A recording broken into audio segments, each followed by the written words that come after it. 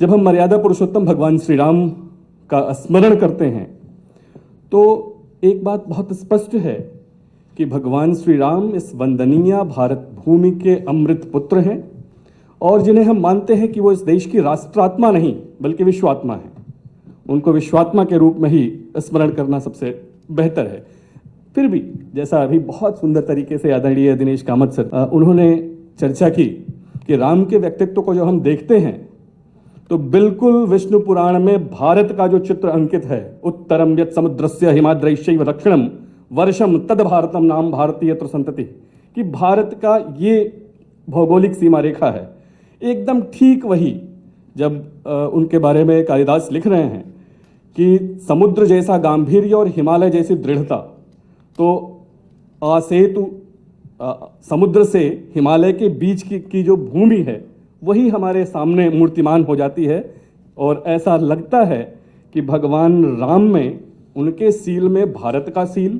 उनके सौंदर्य में भारत का सौंदर्य, उनकी संवेदना में भारत की संवेदना और उनके शौर्य में भारत का शौर्य अपनी पूर्णता के साथ, अपने पूरे स्पष्ट तरीके से उसमें चरितार्थ हो रहा है। अयोध्या से जब वो चलते हैं तो पूरे देश का विचरण करते हुए, पूरे देश की चारिका करते हुए राम, अयोध्या से चलकर श्रीलंका तक की जो पूरी यात्रा है उनकी, वो करते हुए राम पूरी पृथ्वी को राक्षसों से रहित करने का संकल्प लेते हुए राम निशिचरहीन करो मही भुजु उठाई प्रणकीन सकल मुनिन के आश्रमन जाई जाई सुखदीन, ये संकल्प लेते हुए राम वन्य जातियों को संगठित करके राष्ट्र सेना का निर्माण कर और उसके माध्यम से आसुरी शक्तियों का संहार करते हुए राम पूरे जीवन की जो यात्रा है, ये केवल इन 3-4 पंक्तियों में मैं समाहित करने का प्रयास कर रहा हूं। और उसके बाद एक आदर्श लोक मंगलकारी राज्य की स्थापना करते हुए राम, और इस रूप में भगवान राम, मैं फिर कह रहा हूं कि वो पूरी दुनिया भर में जो भी भारतीय मानस के लोग हैं उनकी ही चेतना के बिंब हैं, उनके मन के प्रकाश के रूप में हैं, उनके मन के प्रकाश हैं।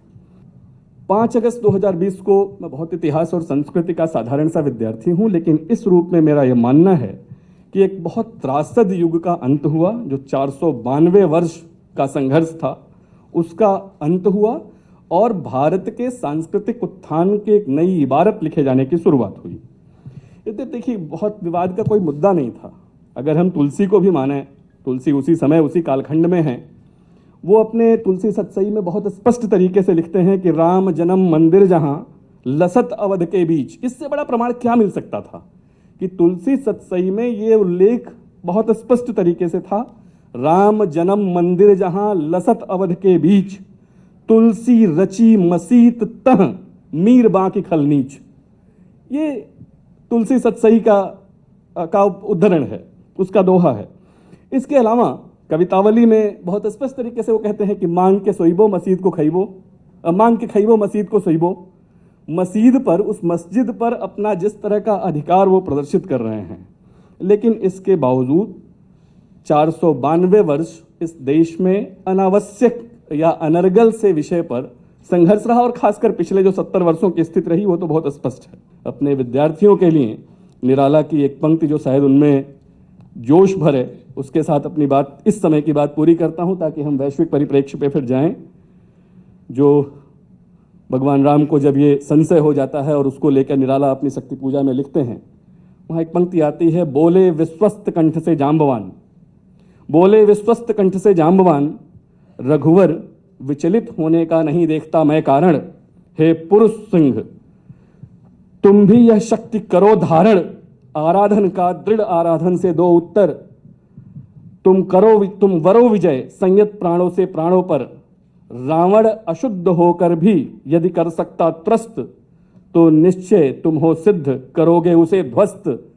शक्ति की करो मौलिक कल्पना करो पूजन। बस यही आवश्यकता है आज की कि हम लगातार शक्ति की मौलिक कल्पना करते रहें और उसका पूजन करते रहें।